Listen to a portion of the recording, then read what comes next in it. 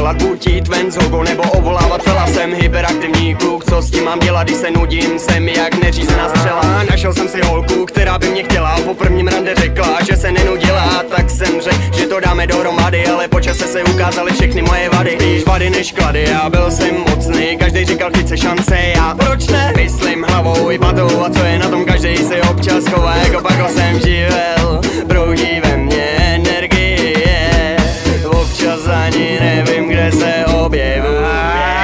A teď jsem fakt si teďka slyší rabu v praxi, ale šešci jako ty by měli dostat na ksich. Tohle není cukr a bič, takže radši běž pryč, tohle je postel a mistr. A teď jsem fakt si teďka slyší rabu v praxi, ale šešci jako ty by měli dostat na ksich. Tohle není cukr a bič, takže radši běž pryč, tohle je postel a mistr. Čau, máš mi tu zás, poslouchej. A jsem tu opět ve svým živlu, blbostem se radši vyhnu. Někdy sama teď přijde rána, vysvětlím to, tak pojď s náma. Povím ti to, poslechni to, řeknu ti to. Živel, co jsi neviděl, tak koukej na to. Hraju radši levný dráma, než tu zůstat v koutě s váma. Věci mají někde původ a můj talent je jasný důvod.